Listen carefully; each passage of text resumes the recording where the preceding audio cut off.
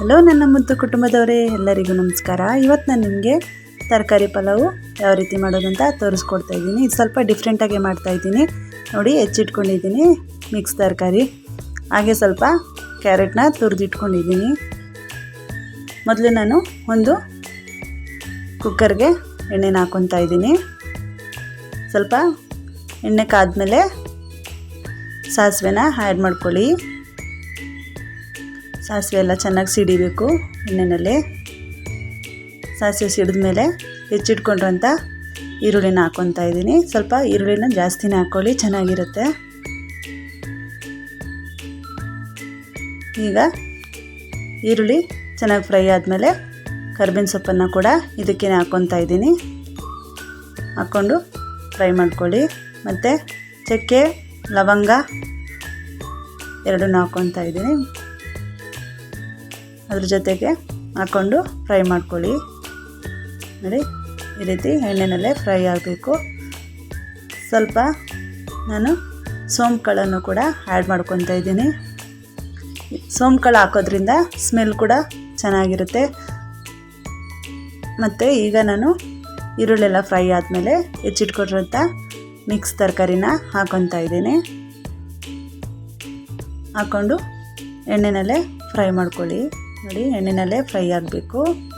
ತರಕಾರಿ ಎಲ್ಲ ಚೆನ್ನಾಗಿ ಎಣ್ಣೆಯಲ್ಲಿ ಫ್ರೈ ಆಗೋದ್ರಿಂದ ಚೆನ್ನಾಗಿರುತ್ತೆ. ನೋಡಿ, ಈ ರೀತಿ ಫ್ರೈ ಮಾಡ್ಕೊತಾ ಇದ್ದೀನಿ. ನೋಡಿ, ಚೆನ್ನಾಗಿ ಫ್ರೈ ಆಗ್ತಾಯಿದೆ. ಈಗ ಫ್ರೈ ಆದಮೇಲೆ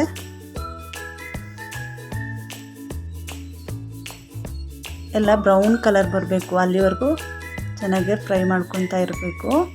ಮತ್ತು ನಾನು ಒಂದು ಸಣ್ಣದಾಗಿ ಹೆಚ್ಕೊಂಡಿದ್ದೀನಿ ಟೊಮೊಟೊನ, ಅದನ್ನು ಒಂದೇ ಒಂದು ಟೊಮೊಟೊನ ಕಟ್ ಮಾಡಿ ಹಾಕ್ಕೊಂಡಿದ್ದೀನಿ.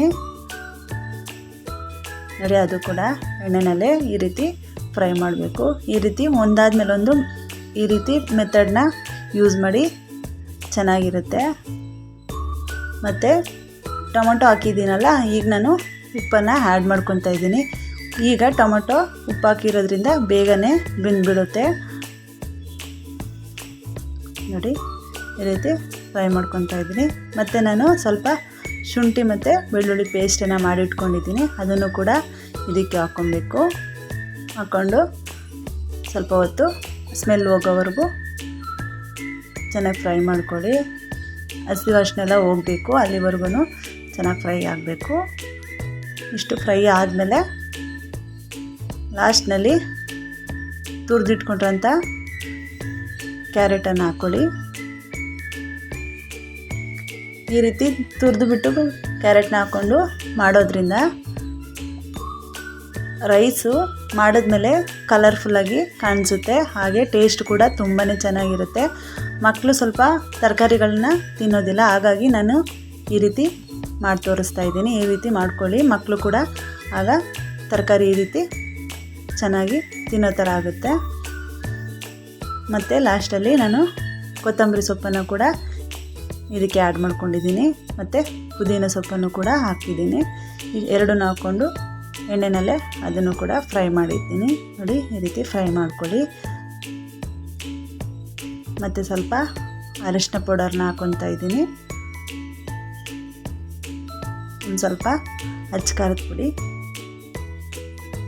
ಹಾಕ್ಕೊಂಡು ಫ್ರೈ ಮಾಡಿಕೊಂಡೆ. ಈ ರೀತಿ ಫ್ರೈ ಮಾಡಿಕೊಂಡು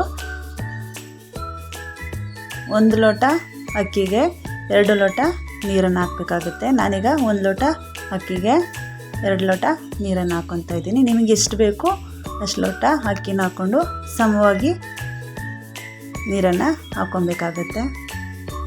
ನೋಡಿ, ನಾನು 1 ಲೋಟ ಅಕ್ಕಿಗೆ 2 ಲೋಟ ನೀರನ್ನು ಆ್ಯಡ್ ಮಾಡಿಕೊಂಡು ಮಿಕ್ಸ್ ಮಾಡ್ಕೊತೀನಿ. ನೋಡಿ, ಈ ರೀತಿ ನಿಮಗೆ ಎಷ್ಟು ಬೇಕೋ ಅಷ್ಟನ್ನು ಅಕ್ಕಿ ಹಾಕ್ಕೊಂಡು ನೀರನ್ನು ಆ್ಯಡ್ ಮಾಡ್ಕೊಳ್ಳಿ. ಈ ರೀತಿ ಮಾಡಿಕೊಂಡು ನಾನು 1 ರಿಂದ 2 ವಿಸಲು ಹೊಡೆಸ್ಕೊತೀನಿ. ಈ ರೀತಿ ಮಾಡೋದ್ರಿಂದ ಪಲಾವು ತುಂಬಾ ಚೆನ್ನಾಗಿರುತ್ತೆ. ಈ ಮೆಥಡ್ನಲ್ಲಿ ಮಾಡಿ ತುಂಬಾ ಚೆನ್ನಾಗಿ ಬರುತ್ತೆ. ಈ ರೆಸಿಪಿ ಇಷ್ಟ ಆದಲ್ಲಿ ಲೈಕ್ ಮಾಡಿ, ಶೇರ್ ಮಾಡಿ, ಹಾಗೆ ಕಮೆಂಟ್ ಮಾಡಿ. Thank you.